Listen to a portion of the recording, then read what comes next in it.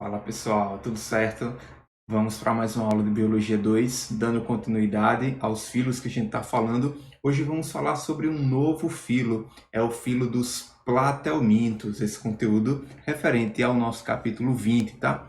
Olha só, hoje vamos falar, e esse capítulo aborda também as principais aquisições evolutivas que diferencia esse grupo dos filos anteriores, os quinidários e os poríferos. Vamos demonstrar as principais classes de platelmintos e os seus representantes e compreender os ciclos de vida de platelmintos causadores de doenças em seres humanos. Então fica ligado que nessa aula a gente vai falar sobre algumas doenças causadas por animais pertencentes ao filo dos platelmintos. Então, só lembrando, com aquele cladograma, a gente está nessa posição aqui, falando dessa posição 3 aqui, ó, Platelmintes, tá? Principais representantes são a solitária e a planária. Isso mesmo, aquela famosa solitária, né?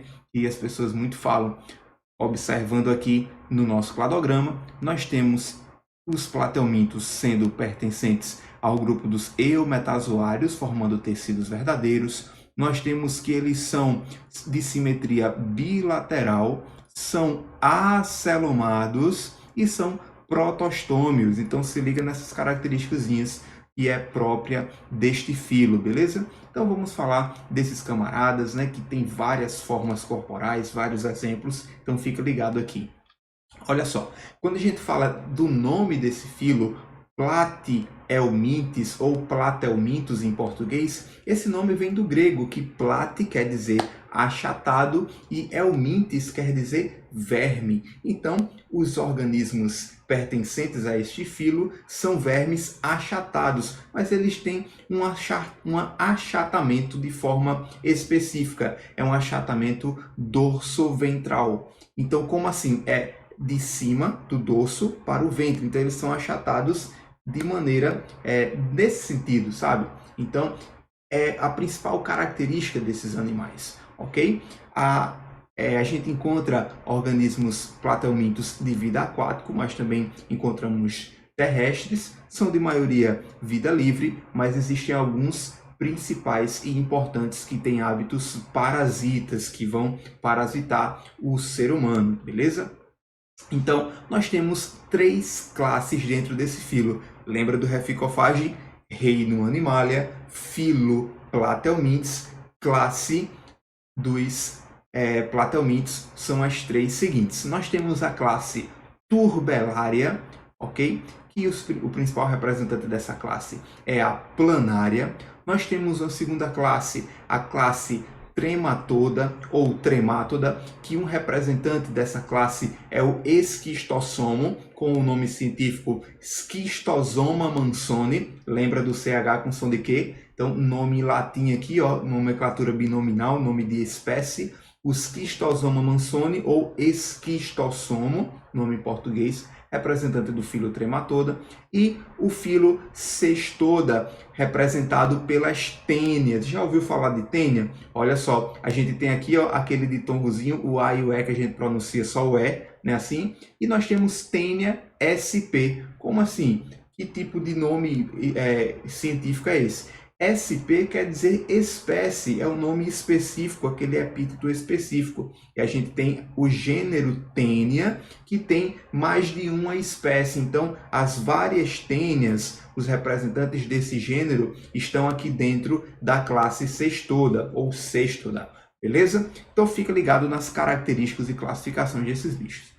Primeiro, falando de característica geral da classe Turbellaria, falando das planárias, percebe aqui que elas são achatadas dorsoventralmente, são como se fosse uma folhazinha, um papelzinho, exatamente. As planárias são vermes de vida livre, encontrados em áreas úmidas de água doce ou de água marinha, de água salgada, né? Ambiente marinho. Então a gente tem as suas estruturas corporais, nós temos já uma forma corporal com uma certa cefalização. A gente tem uma região da cabeça aqui, e nessa cabeça a gente já observa alguns órgãos responsáveis pela percepção do ambiente, como esses olhos primitivos chamados de ocelos. ok? Nós temos também estruturas aqui, ó, que são as aurículas, que auxiliam na movimentação e locomoção desse verme. Nós temos a sua região dorsal, região ventral, e aqui, pessoal, perceba que nós temos uma abertura bucal, isso mesmo, é a abertura da boca. Mas perceba que aqui não existe uma abertura anal, uma terminação do trato digestório, justamente porque esse animal apresenta trato digestório incompleto. Ele não vai formar o tubo digestório iniciando na boca e terminando do ânus. Então isso quer dizer que por onde ele come, ele também excreta os seus dejetos. Conseguisse entender aí? É estranho, né? Pois é, mas é o hábito de vida desse bicho, certo? Daqui na sua boca ele tem uma faringe que ela pode ser protraída, ou seja, colocada para fora da boca para auxiliar na alimentação. E aqui a gente tem um poro genital, que é por onde vai ser liberado os gametas para a reprodução sexuada, beleza? Falando de sistema nervoso, esses bichos apresentam sistema nervoso apresentando gânglios, e esses gânglios são agrupamentos de células nervosas, corpos celulares de neurônios que vai auxiliar no controle nervoso desse corpo. Lembra que nos quinidários a gente tem uma rede de neurônios de forma espalhada, difusa, mas aqui nos platelmintos nós já temos uma organização de centros de informações que são chamados gânglios. E também, como eu falei para vocês, a gente vai encontrar uma cefalização, algumas células e estruturas sensoriais presentes na região da cabeça, beleza? A gente vê aí, ó, a comparação dos quinidários com os platelmintos. Nós já vemos gânglios cerebrais aqui na região anterior da cabeça e cordões nervosos. Aqui a gente vê dois cordões nervosos partindo ao longo de todo o corpo, ligados entre si e com ramificações para estimular porções específicas do corpo, beleza? Então, a gente vê neurônios em rede difusa e o sistema nervoso organizado nos platelmintos. Falando da estrutura aqui, ó, de sensorial, era uma estrutura que tem uma sensibilidade à luz, chamados de ocelos, tá? Presente nas planárias aqui da classe turbelária, tá? Então nós vemos aqui que é uma estrutura que tem células específicas, fotorreceptoras, que conseguem ter sensibilidade à luz e está ligado a um nervo óptico que vai ter uma certa resposta ao longo do corpo, beleza? Então a gente já vê o sistema nervoso mais organizado nesses animais. Falando de sistema excretor, eles vão apresentar uma estrutura chamada de protonefrídeo, ok? Esses protonefrídeos são células específicas que vão filtrar o fluido corporal ou os fluidos intersticial, ou seja, que está entre os tecidos. E nesse fluido extracelular é onde vai estar as excretas resultantes dos processos metabólicos. Então, essas células, chamadas de células flama, vão filtrar esses fluidos e aí levar as excretas até o poro excretor que se abre na lateral do corpo para liberar as excretas no ambiente, beleza? Falando de respiração, esses animais fazem trocas gasosas por difusão através da sua superfície corporal. É uma chamada respiração cutânea pela pele e por isso que elas preferem estar em ambientes úmidos, porque facilita essa difusão do oxigênio atmosférico na sua pele, beleza? Que a gente vê um corte transversal desse animal, a gente vê aqui sua epiderme bem fina, tá? E a gente consegue ver também que existe algumas musculaturas que vai auxiliar na locomoção desses animais. Os cordões nervosos aqui, ou par de cordão nervoso que está no ventre do animal, é um cordão nervoso ventral. Nós vemos aí as outras estruturas, a cavidade intestinal, a faringe aqui, que é onde vai ser liberada pela boca para auxiliar na alimentação, enfim. Vamos seguir em frente aqui, ó. Falando da locomoção, né, está associada à musculatura também, e nós vemos a presença de células ciliadas aqui e também vão secretar muco para auxiliar no deslocamento desses animais, no caso de animais terrestres, né?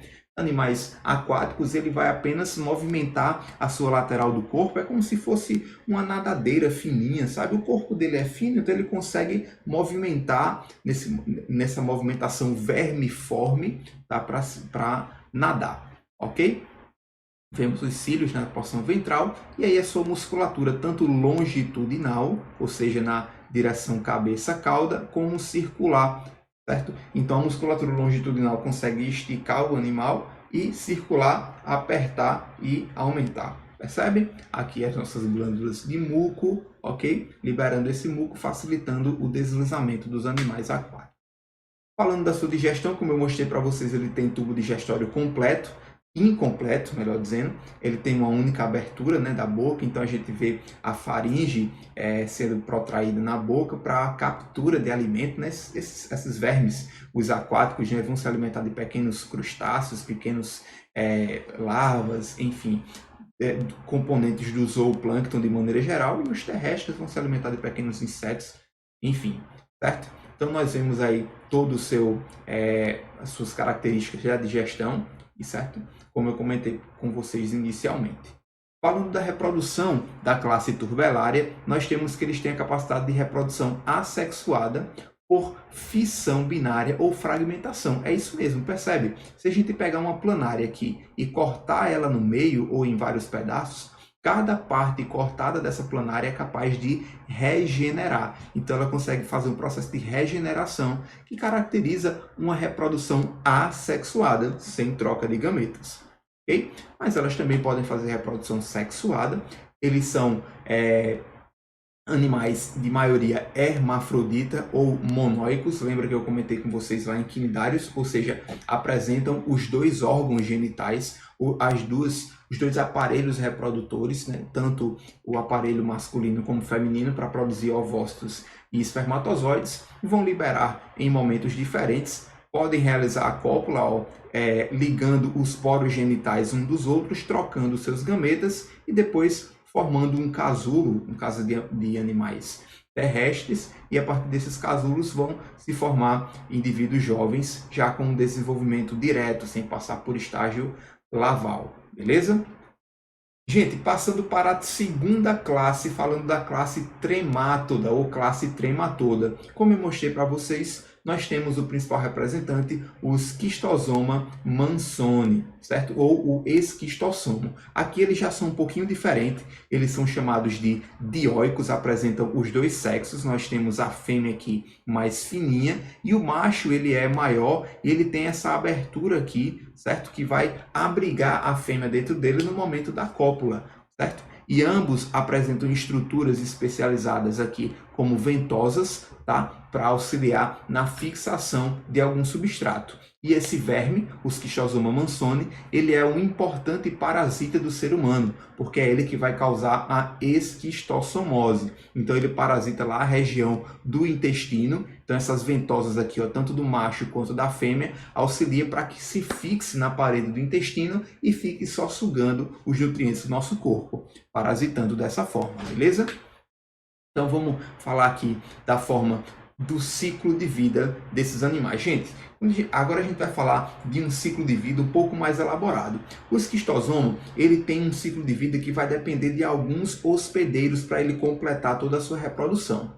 Eu falei que o Schistosoma mansoni, ele é hospedeiro, ele é parasita do ser humano. O ser humano é chamado o hospedeiro definitivo, mas para que esse animal complete o seu ciclo, ele precisa de um hospedeiro intermediário. E quem vai ser ele? Caramujos do gênero Bionfalaria, os chamados planorbídeos, da família Planorbidea. Então é um caramujo que vai servir como se fosse uma pequena fábrica para esse verme completar o seu ciclo. Então, olha só como é que vai acontecer nessa imagem. O que é que acontece, gente? Presta bem atenção, que agora a gente vai falar algumas informações importantes sobre isso. Ó, estamos vendo aqui o ciclo de vida do esquistossomo. A gente vê aqui ó, o macho com a fêmea, tá? Eles vão parasitar a região do intestino, certo?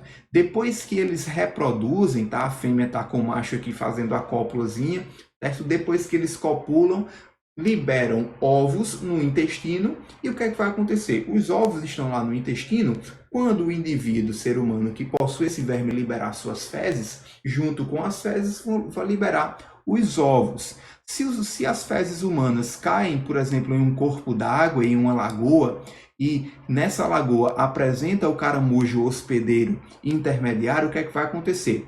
Os ovos que foram liberados junto com as fezes lá na água vai se transformar em uma larva. Essa larva é chamada de miracídio, tá? Ela é ciliada, então ela vai nadando, nadando até encontrar o caramujo. Tá? Quando essa larva miracídio chega lá no caramujo, ela se desenvolve, ela se transforma em um outro tipo de larva chamada de cercária. Tá?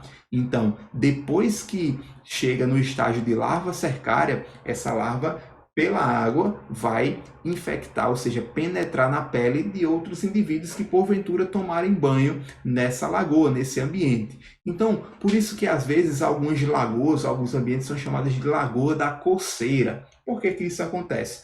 Porque essas larvas cercárias, quando elas entram pela pele, elas dão uma certa coceira, uma certa irritação na pele, tá? E isso possivelmente, provavelmente pode ser sinal de infecção por larvas de quem? De esquistossomo. Então, veja que é dessa forma que se completa o ciclo, com um animal se reproduzindo e alcançando outros indivíduos. Então, o esquistossomo só vai alcançar outro indivíduo na forma de larva cercária. E para que se forme a larva cercária é necessário o caramujo planorbídeo. Beleza? Então fica ligado nesses ciclos de vida que vai precisar de um hospedeiro intermediário para completar o ciclo desses animais, tá bom? Ó, agora falando dessa doença propriamente dita, da esquistossomose, é o resultante, né, da infecção pelo esquistossomo, pelas larvas de esquistossomo, no caso a larva cercária, quando entra pela pele, ela vai migrando pela corrente sanguínea até chegar lá no intestino se desenvolve em indivíduo adulto para começar um novo ciclo. Então, quando se infecta lá no intestino e começa a parasitar, esse verme vai causar vários sintomas, né, vários efeitos no seu hospedeiro. Então a gente tem aqui alguns sintomas que são listados, vocês podem dar uma lida aí, certo? Então a gente tem diversos sintomas que caracterizam a esquistossomose, tá? E principalmente a gente tem que se ligar na prevenção desses tipos de verminoses, doenças causadas por vermes, tá? Se esse verme completa o seu ciclo na lagoa e para iniciar o ciclo tem que ser liberado o ovo, e o ovo é liberado pelas fezes, então é só ter cuidado para que as fezes contaminadas com ovos não cheguem no ambiente propício para a proliferação e continuação desse ciclo. Consegue perceber? Então é importante a educação sanitária, saneamento básico e o controle dos caramujos, que são os hospedeiros intermediários. Se não tem hospedeiro intermediário, o verme não completa o ciclo e não infecta outras pessoas. Beleza? Fica ligado aí, classe trematoda.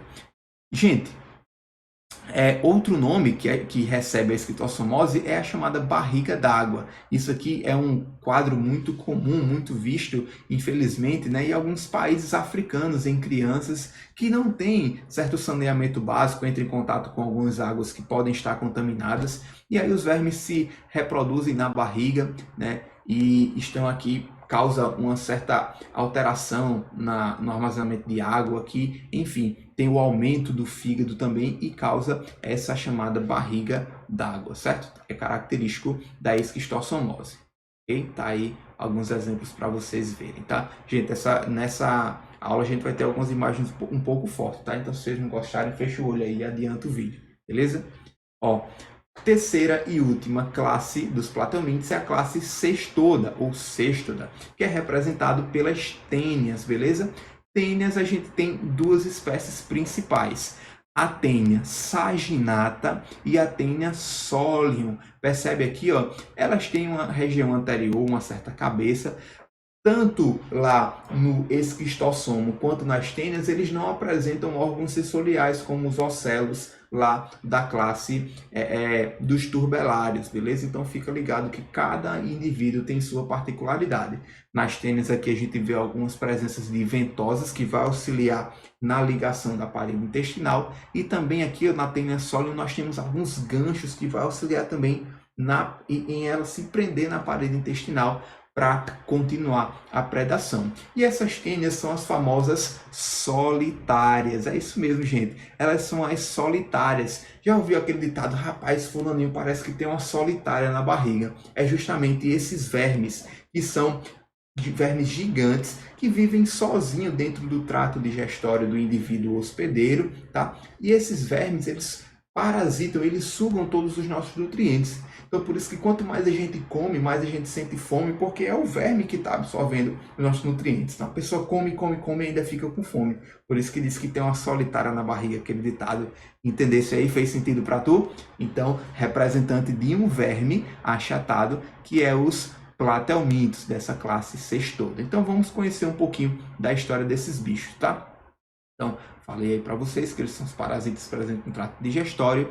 Eles têm um corpo longo, achatado e também têm um corpo segmentado. Vê só como é que é a organização do corpo desse bicho. Aqui tem a aproximação da cabeça, certo? Mas a gente vê um corpo bastante longo. Então, vamos começar aqui da região da cabeça. Essa cabeça é chamada de escólex, tá? Esse escólex a gente vê toda a estrutura de ancoragem, de se prender, de fixação ao hospedeiro. Então temos ventosas, temos ganchos, tá?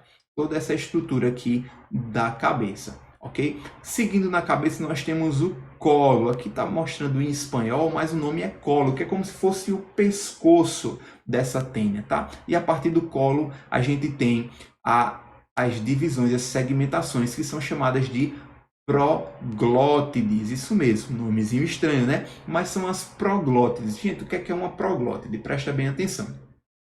Cada segmento desse, cada quadradinho, é uma proglótide, é uma estrutura que vai apresentar os órgãos reprodutores, tanto masculino e feminino. Nós temos os ovários, tá? Nós temos os testículos que vai produzir os espermatozoides, enfim. E esses animais, eles são hermafroditas, são monóicos, vão apresentar os dois órgãos reprodutores, e a partir que as proglótides vão se desenvolvendo, eles vão se tornando maduras, ou seja, com os dois órgãos reprodutores bem maduros. Aí daí ocorre a fecundação, liberação de um ovinho, tá? Por meio do poro genital. Então, depois que acontece a liberação desse ovo, após a autofecundação desse bicho, tá? Ele tá sozinho lá, lembra que não tem macho e fêmea aqui com a tênia, tá? Só tem ela sozinha, solitária. Então, depois que é liberado a larvazinha, o ovo, perdão, no intestino, vai ser liberado junto com as fezes. E daí vai começar o ciclo desses bichos. Então, vamos entender um pouquinho como é que acontece esse ciclo, tá? Mas só para vocês entenderem que a doença causada pela tênia, nós temos dois tipos de doença. A primeira é a teníase, tá? E a próxima é a cisticercose. Vamos falar sobre ela já já. Gente, a teníase, ela vai ser causada, é uma doença causada pela tênia, e nós temos dois tipos de tênia, como eu mostrei para vocês, a tênia solium e a tênia saginata. Veja, a tênia solium tem como hospedeiro intermediário o porco, e a tênia saginata tem como hospedeiro intermediário o boi, tá? Então, vejam, esses dois animais, eles são hospedeiros de tênias diferentes, mas as duas tênias causam a mesma doença, a teníase, tá? Então a gente tem algumas características aí, ó, elas podem chegar até 8, 10, 12 metros, tem tênias que já foram encontradas até com 20 metros, né? Vou mostrar algumas fotos para vocês, então, para vocês entenderem aí como é que acontece. Olha só que maravilha, tá? A gente tem aqui, ó, o seu escólex bem pequenininho, vai formando as proglótides até as proglótides maduras, tá? Essas últimas aqui, elas que vão se desprendendo, se reproduzindo no intestino do hospedeiro e liberando ovos e mais ovos aí ao longo do tempo, tá? Então, ó, elas podem formar de 800 a 1000, 2000 proglótides, tá? E daí se reproduzir de maneira constante. Gente, mais algumas fotos aí para vocês verem as tênias, ó. Que beleza, coisa maravilhosa, né? Falando como é que acontece a teníase. Aqui está algum texto, tá? Para vocês verem, tem os sintomas de teníase, mas o que eu quero focar para vocês é esse ciclo aqui, tá? Olha só o que é que vai acontecer, gente. Então a tênia tá lá no seu estômago, tá no seu intestino, chegou no intestino, começou a se reproduzir, liberando as suas proglótides fecundadas, tá? Aí a proglótide libera o ovo e o ovo vai ser liberado, tá? Lá no ambiente. Então, perceba, estamos lá no intestino, ok? Aí a proglótide foi liberada pelo intestino, tá ali no intestino, a proglótide vai ser levada com as fezes. Depois que chega a proglótide no ambiente, ela vai se desenvolver, tá? Em ovo, vai liberar o ovo. esse ovo está lá no ambiente.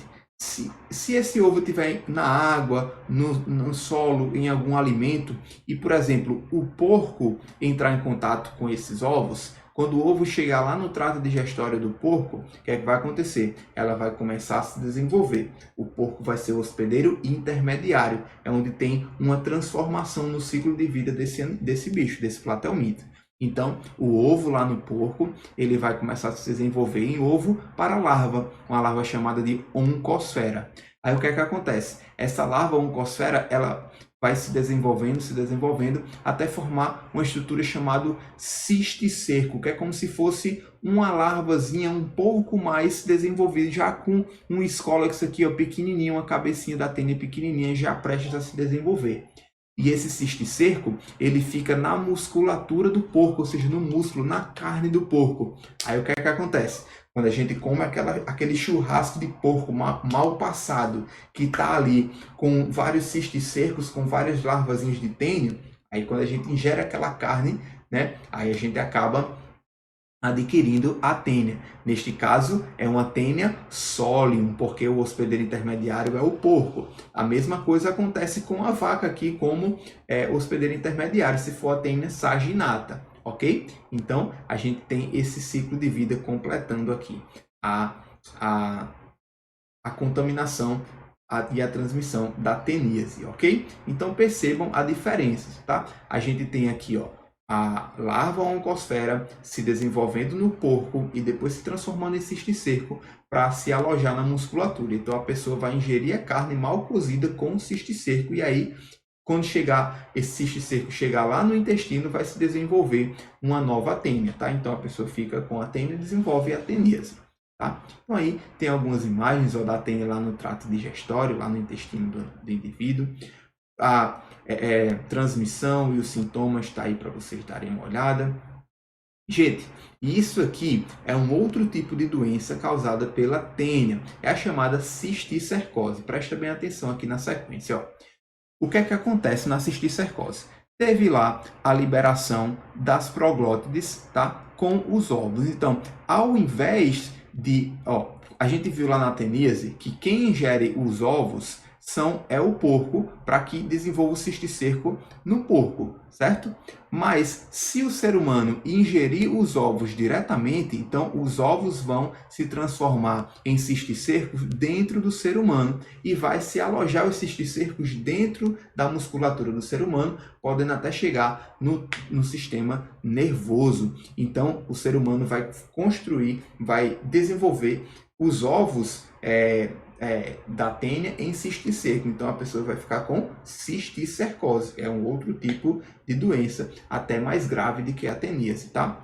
Então fica ligado aí na diferença entre teníase e cisticercose, tá bom? Então mostrando aí, ó, a neurocisticercose. Veja, cada bolinha branca dessa é um cisticerco, é uma têniazinha pequenininha que está se desenvolvendo no sistema nervoso do indivíduo. Então a pessoa fica com vários problemas aí de sistema nervoso, de controle, enfim.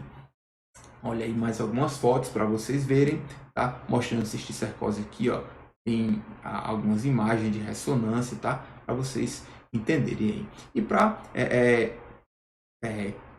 se proteger, né, medidas profiláticas contra essas verminoses causadas pelas tênias, nós temos aí várias medidas como saneamento básico, evitar alimentos mal cozidos, fiscalização nos frigoríficos e matadouros, enfim, para termos carnes de qualidade e os animais também tendo acesso a recursos de qualidade, água tratada e alimento higiênico, beleza?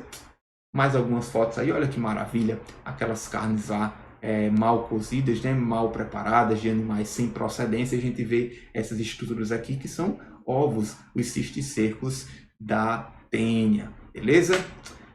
Enfim, gente, terminando aí algumas imagens para vocês verem que coisa maravilhosa. Dá para ver aí algumas imagens do cisticerco aqui, ó, a têniazinha já se formando aqui no interior do cisticerco. Cuidado com essas carnes aqui de má procedência, certo? Evitem, não consumam carnes sem procedência.